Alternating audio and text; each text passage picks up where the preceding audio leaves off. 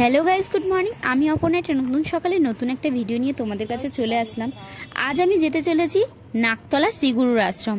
তো বন্ধুরা, তোমরা শ্রীগুরুর আশ্রম যদি আসতে চাও কিরমভাবে আসবে সেটাই তোমাদেরকে বলে রাখি। তো বন্ধুরা, আমি যেরমভাবে গেছি তোমাদের সাথে সেটাই শেয়ার করছি। তো বন্ধুরা, হাওড়া স্টেশন থেকে বেরিয়ে হাওড়া স্টেশন বাস স্ট্যান্ডে গিয়ে তোমরা মিনি বাসে উঠে বলবে যে নাকতলা শ্রীগুরুর আশ্রম যাব। তো তোমাদেরকে নামিয়ে দেবে একদম শ্রীগুরুর যে গলিটা, সেই গলির সামনে তোমাদের নামিয়ে দেবে। আর এই নাক বরাবর তোমরা হেঁটে 2 থেকে 3 মিনিট হাঁটলেই তোমরা এই মন্দিরটা দেখতে পাবে। তো আমি প্রথমবার গেছিলাম, তো আমার একটু নার্ভাস লাগছিল। তো যাই হোক, আমি পেয়ে গেছি মন্দিরটা, একদম কাছাকাছি চলে এসেছি। তো ভিডিওটা আমার কিছুদিন আগে, তো কিছু সমস্যার জন্য তোমাদের দেরি হলো ভিডিওটা এডিট করে দিতে। তো যাই হোক বন্ধুরা, তো মন্দিরের একদম কাছাকাছি চলে এসেছি, দেখতেই পাচ্ছ। তো চলো ভিতরে তোমাদেরকে সম্পূর্ণ দেখাবো যে এখানে ভোগ প্রসাদের টাইম টেবিলটা, আর সামনেই লেখা আছে শ্রীগুরু সংঘ। তো চলো ভিতরটা যাওয়া যাক।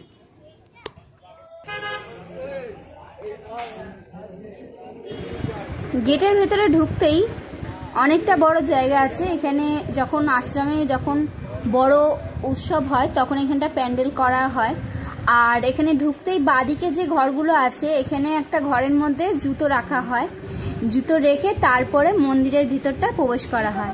চলো তোমাদেরকে দেখাই জুতোটা তোমাদের রাখবে কেমনি করে। তো এই ঘরের মধ্যে ঢুকে তোমরা জুতোটা রাখতে পারো, ওখানে কোনো পয়সা লাগে না।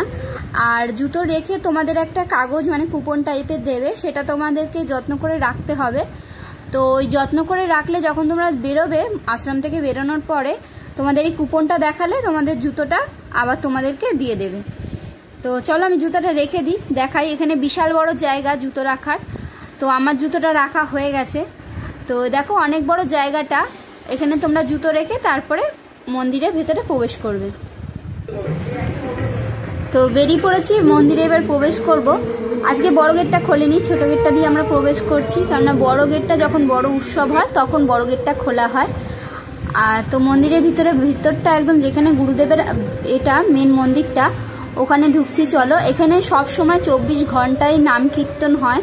এই নাকতলা আশ্রমটা শুধু নাকতলায় না, এর অনেকগুলো ব্রাঞ্চ আছে। যেমনি আছে অনেক দূরে দূরেও আছে, বেনারস, অনেক জায়গা, হরিদ্বার। তো এখানে একটা ব্রাঞ্চ। তো আমার অনেক দিনের ইচ্ছা যে আমি গুরুদেবের আশ্রমে একটুখানি গুরুদেবকে দর্শন করতে আসবো। কারণ কি, আমি এসেছিলাম অনেক ছোট্টবেলায় বাবার সাথে, আমার মনেও নেই যখন বাবার গুরুদেব যার কাছে উনি দীক্ষা নিয়েছিল, আমার বাবা ওনার কাছে দীক্ষা নিয়েছিল, উনি যখন দেহ রেখেছিল তখন আমি এসেছিলাম। তো এখন অনেক বছর হয়ে গেছে, আমার বিয়ে হয়ে গেছে। তো আমার বাবার পুরো পরিবারের সকল সদস্যই শ্রীগুরুর দীক্ষিত, শুধু আমি বাদে। কারণ কি, আমি বিয়ের পরে শিবগুরুর দীক্ষা নিয়েছিলাম, যার কারণে আমার দীক্ষাটা অন্য। তো চলো আজকে গুরুদেবের একটুখানি দর্শন করে নিই। আমার অনেক দিনের ইচ্ছা ছিল যে আশ্রমে একটু আসবো, শ্রীগুরুর একটু দর্শন করব। তো আমি আসতে পারতাম না, কারণ কি আমি চিনতাম না জায়গাটা, যার কারণে আমি আসতে পারিনি। তো আজকে আমার বাবা নিয়ে এসেছে আশ্রমে, তা আমি দর্শন করতে এসেছি। যাক, আমার জায়গাটা খুব ভালো লাগলো। জায়গাটা আশ্রমে সারাক্ষণ নাম কীর্তন চলছে মন্দিরের ভিতরে। এই একটা অনুভূতি, যেটা নাম কীর্তন যেখানেই চলে দেখবে মনের মধ্যে যতই যাই থাকুক না কেন, মনটা যেন অন্যরকম নিস্তব্ধ, একটা শান্ত, নিজে নিজেই সব কিছু চেঞ্জ হয়ে যায়। তো সেটা যেন আমার সাথেও হলো, ভালো লাগলো। এখানে বসে অনেকক্ষণ নাম কীর্তন শুনছিলাম। আর এখানে যারা এই মার্বেলগুলো দিয়েছিল তাদের নাম লেখা আছে দেখছিলাম।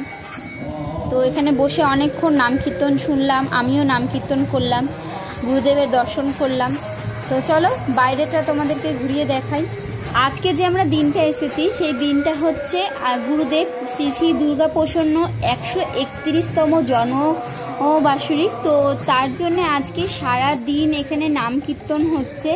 আর মন্দিরের চারিপাশটা সুন্দর করে, তোমাদেরকে আগেও দেখলে, সুন্দর করে ফুল দিয়ে সাজানো হয়েছে। আর এবং যারা ভক্তরা আছে, যারা এখানে দীক্ষা নিয়েছে, যেমন আমার বাবাও আছে তার সাথে, তারা অনেক দূর দূর থেকে এখানে আসে দর্শন করতে, পুজো দিতে।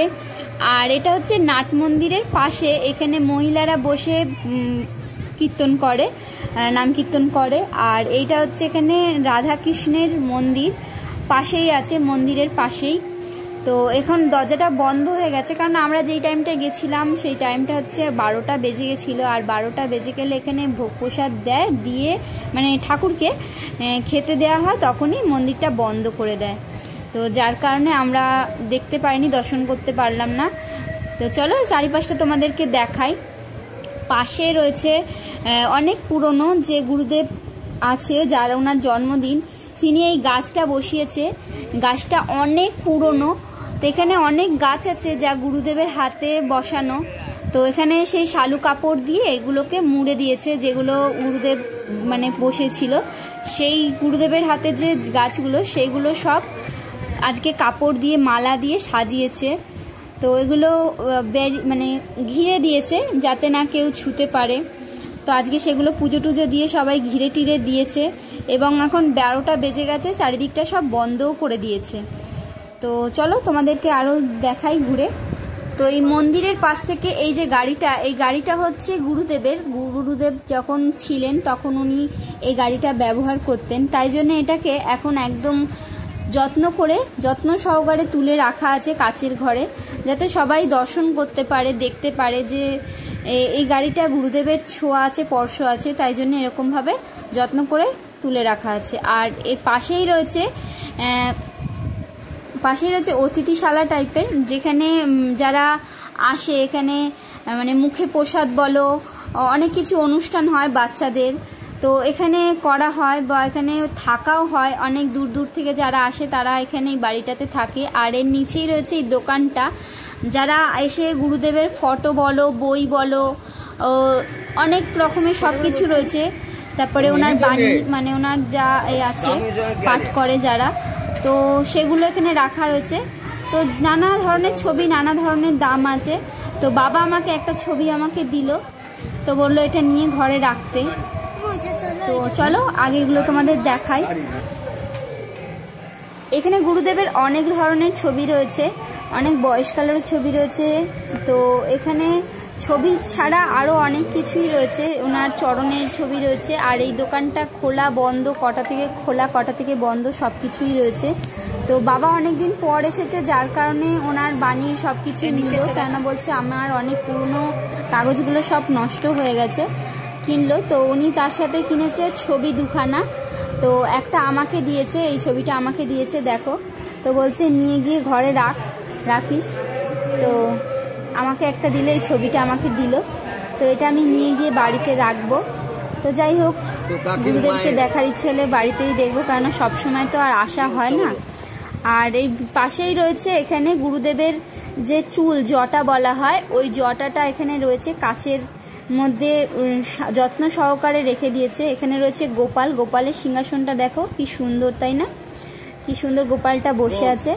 আর এখানে গুরুদেবের জটা বলো, ত্রিশূল বলো, সবকিছুই রয়েছে। আমি দেখছিলাম ফুল দিয়ে সাজানো আছে বলে পুরো সম্পূর্ণভাবে বোঝা যাচ্ছে না, দেখানো যাচ্ছে না। আর এই মন্দিরটার ভিতরে তো এখানে ছোট ছোট বাচ্চাদের যে অন্নপ্রাশন হয়, এই অন্নপ্রাশন হলে এখানে ছোট ছোট বাচ্চাদেরকে গুরুদেব এসে ওনাদেরকে খাওয়ায়। তো দেখো আজকে অনেকগুলো বাচ্চার আছে অন্নপ্রাশন। আর এই যে উনি দাঁড়িয়ে আছে গুরুদেব, উনি সবাইকে আজকে মুখে ভাত তুলে দেবে, মানে প্রসাদ তুলে দেবে। তো সব বাচ্চাদের আজকে সাজানো হবে, সাজিয়ে যাদের যাদের গার্জেনরা এসেছে সাজিয়ে গুজিয়ে নিয়ে আসবে। নিয়ে এসে যখন গুরুদেবের প্রসাদ দেয়া হয়ে যাবে, তখন এই বাচ্চাদেরকেও মানে অন্নপ্রাশন যেটা হয় সেখানে প্রসাদ দেবে। তো আজকে অনেকগুলো বাচ্চা ছিল, তো গুরুদেব সব বাচ্চাগুলোকে আদর করছিল। তো চলো আমরা সেগুলো দর্শন।